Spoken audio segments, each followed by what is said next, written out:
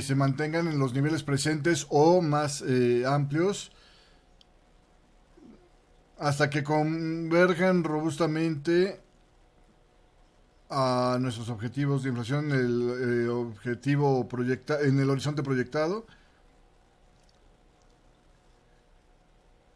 En segundo lugar, dice, continuaremos con las compras para el programa de compras emergentes, el PEP, con un total de más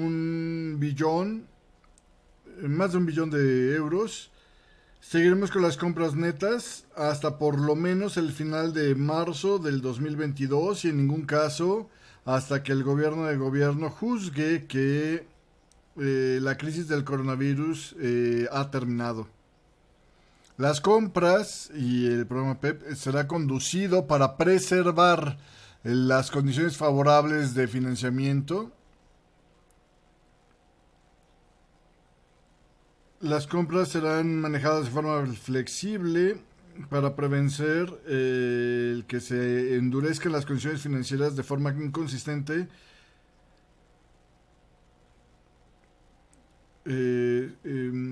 sobre lo que es el camino proyectado para la inflación.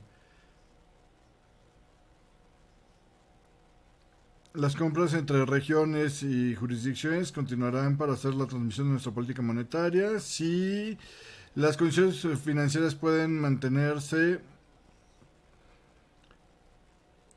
con los activos todavía sin haberse agotado en el tamaño total del programa, no será utilizado en total. De igual manera, si el total requiere ser recalibrado para mantener las condiciones financieras para ayudar a hacer frente a los efectos de la pandemia, lo modificaremos. Seguiremos reinvertiendo los principales de aquellos títulos que llegan a su madurez hasta 2023. En igual caso, el manejo del portafolio seguirá siendo manejado conforme a la estancia de política monetaria apropiada. Vamos a continuar con el ritmo de compras de 20,000 millones de euros y esperamos que las compras netas se mantengan tanto como sea necesario para reforzar el impacto acomodaticio, y lo vamos a mantener así hasta antes de empezar a aumentar las tasas de interés. Las reinversiones continúan en total del pago del principal para las madureces por un periodo extendido de tiempo más allá de que empezamos a subir las tasas de interés, y tanto como sea necesario lo mantendremos para mantener las condiciones financieras favorables, un amplio nivel de acomodación. Finalmente, continuaremos proveyendo un amplio nivel de liquidez a través de las operaciones de refinanciamiento, sobre todo en el TLTRO, que hemos visto es una forma atractiva para darle fondos a los bancos para que esos a su vez apoyen a las firmas y a los consumidores. Ahora déjeme explicar nuestra visión en más detalle, comenzando con el análisis económico.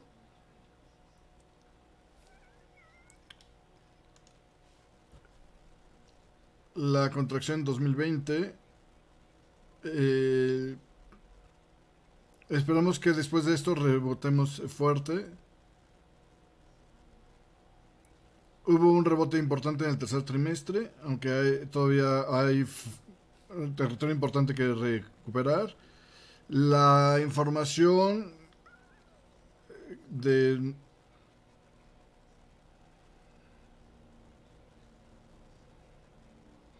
habla de que al parecer todo apunta a un decline en la actividad del cuarto trimestre y podría extenderse esa debilidad hasta el primer trimestre de este año. Esto es básicamente en línea con el escenario base que teníamos en diciembre, las proyecciones macroeconómicas de diciembre. la transmisión sigue siendo, o la actividad sigue siendo dispareja en distintos sectores por las restricciones de movilidad, sobre todo para el sector servicios. Continuamos apoyando a las firmas y a los consumidores, y los consumidores siguen siendo cautos por el impacto en las ganancias y en los sueldos. La hoja de balance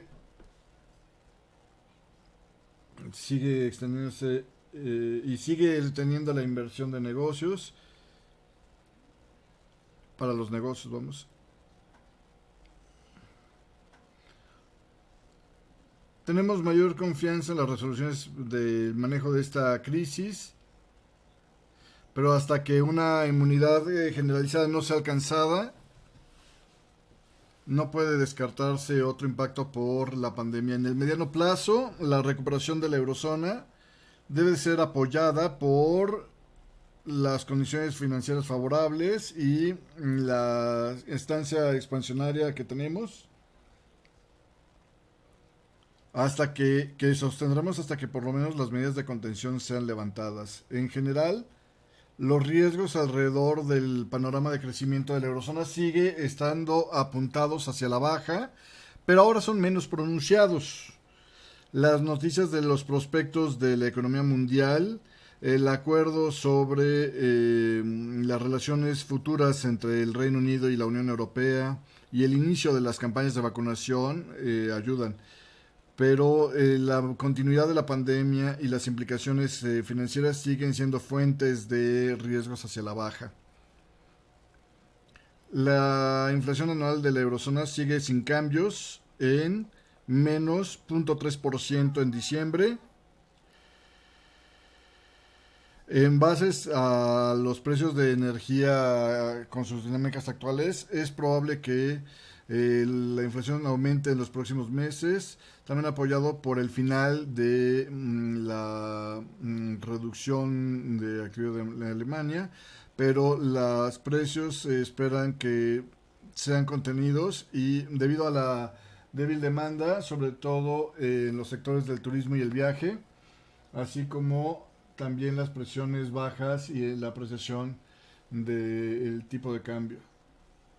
Una vez que el impacto de la pandemia se desvanezca, la economía apoyada por la política va a tener el resultado de una presión alcista en la inflación en el mediano plazo.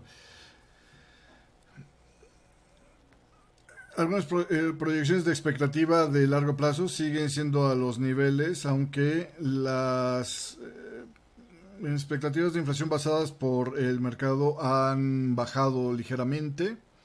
Pasando al análisis monetario, el crecimiento de la masa monetaria M3 aumentó al 11% desde el 10 y fracción de octubre, perdón, debido a las tendencias de depósitos.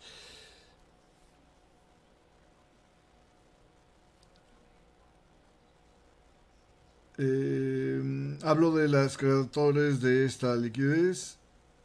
La mayor preferencia para la liquidez y las bajas costos de oportunidad para mantener las formas más líquidas de dinero hacen que la M1 sea el principal contribuyente al crecimiento monetario. Los sucesos en los precios al sector privado han sido caracterizados por un préstamo moderado a las corporaciones no financieras y un préstamo resistente hacia los consumidores. El flujo mensual a las no financieras continúa en el camino observado desde el final del verano. Al mismo tiempo, el panorama de crecimiento sigue siendo sin cambios en 6.9%, reflejando un incremento en el préstamo en la primera parte del año. El crecimiento anualizado de los préstamos a los consumidores está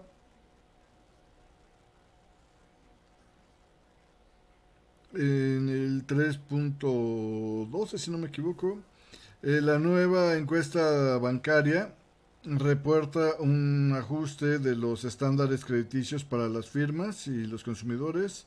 Esto mayormente por las percepciones de más alto riesgo y en el contexto de una continua incertidumbre en la recuperación de la economía y la credibilidad de crédito, ¿no? Lo, la encuesta también indica que un aumento en la demanda de préstamos de consumidores para la compra de casas en el cuarto trimestre hacen que los estándares de crédito también se sigan conteniendo o a pesar de que los estándares se están endureciendo. Sigue siendo esencial los estímulos para mantener el financiamiento para aquellos, sobre todo los más afectados por la pandemia. En suma, una revisión cruzada del resultado del análisis económico con las señales monetarias señalan que es necesario todavía un amplio nivel de acomodación monetaria para apoyar la actividad económica y la convergencia robusta de la inflación a los niveles que son pegados pero por debajo del 2% en el mediano plazo.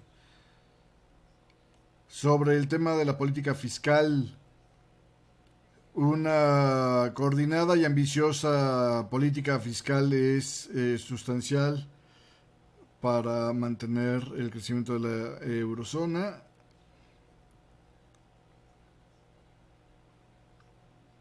Esto es necesario por la baja demanda debido al empeoramiento de la pandemia y la intensificación de las medidas de contención. Al mismo tiempo, las medidas fiscales que se han puesto como emergencia deben de seguir siendo objetivadas y temporales en su naturaleza. Aquellas medidas para los trabajadores, empresas, siguen siendo una forma importante. El Consejo de Gobierno reconoce la importancia del próximo paquete de rescate y lo importante también de su aplicación sin retrasos. Se debe acelerar el proceso de rectificación, perdón, utilizar los fondos rápidamente para la expansión de la planta productiva.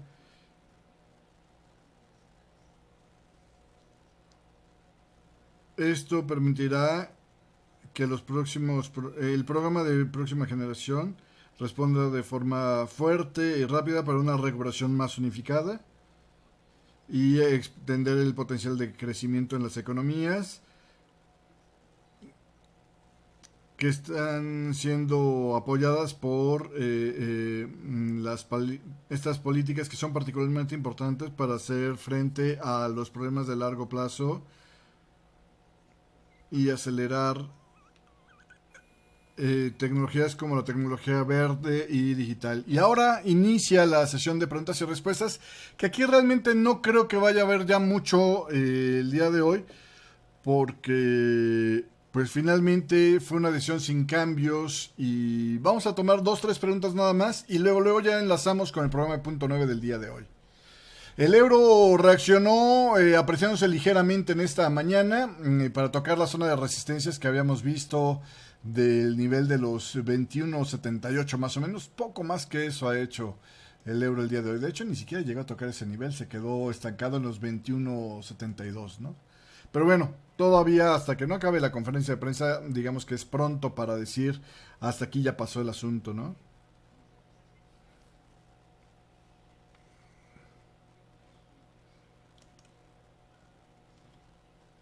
Están haciendo la pregunta. Perdón, ya la tomé empezada, así que me voy a guiar por la pura respuesta.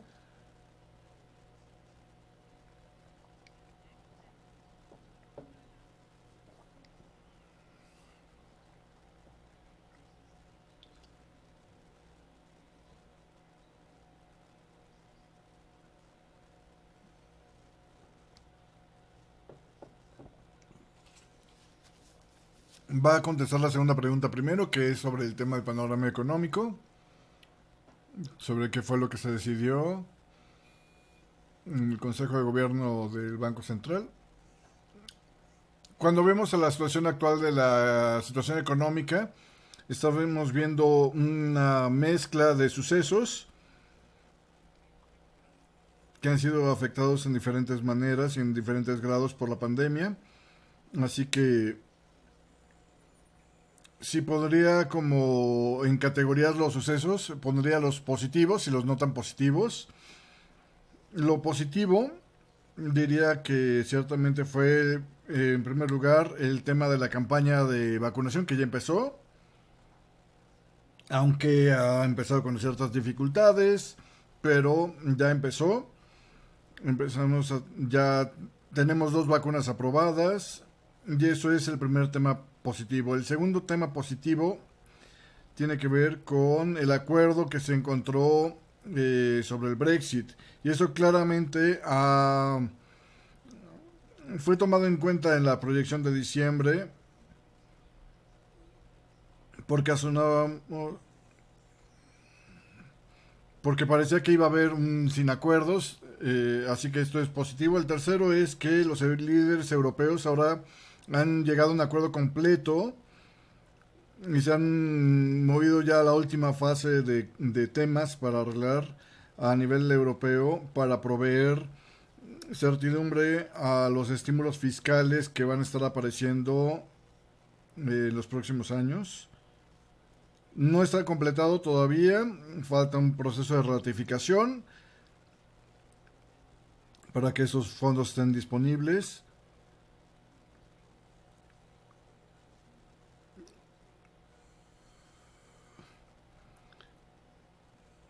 El plan de recuperación y resistencia está en un proceso todavía, pero es un tema positivo que se haya avanzado en eso, dice ella. Ahora, también como parte de lo positivo agregaría que la manufactura en la eurozona está en un camino de recuperación. Claramente está el PMI, por ejemplo, manufacturero en territorio positivo.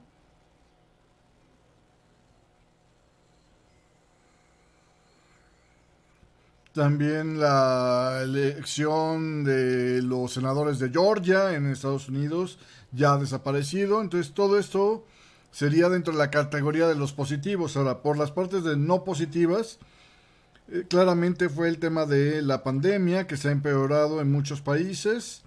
Los encierros se han ajustado, se han extendido.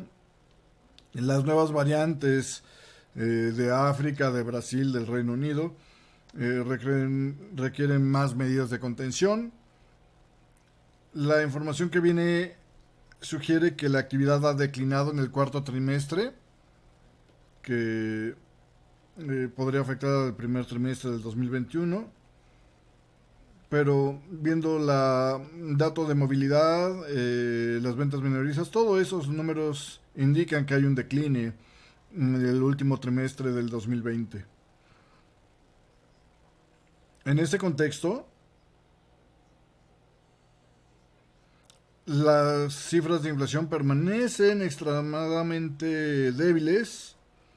Sabemos que, por ejemplo, diciembre fue de menos 0.3%. Esperamos que también los primeros niveles del 2021 puedan resultar algo más positivas por situación meramente mecánica, como es el aumento de los precios de la energía, pero en sí los precios domésticos van a continuar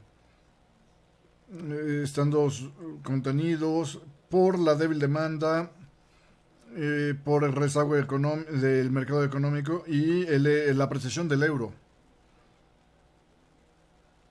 Por eso es que hemos decidido reconfirmar las decisiones de política monetaria que hicimos en diciembre y lo hacemos nuevamente con una proyección que fue anunciada en diciembre que vamos a revisar en la próxima reunión de política monetaria de marzo, pero siguen siendo mayormente válidas esas proyecciones hasta ahorita. Todo lo que le he platicado está inclinado hacia la baja. Hay todavía mucha incertidumbre acerca de el comportamiento de la pandemia, sobre las medidas de confinamiento, sobre el pronóstico, nuestra proyección de diciembre que creemos que sigue siendo válida, pensando que los confinamientos van a continuar durante todo el primer trimestre del 2021 y que la vacunación progrese gradualmente, ¿no? Entonces, esto parece estar siendo confirmado con lo que estamos viendo hasta el momento, pero en la luz de lo que hemos decidido, las decisiones de política monetaria que hemos tomado,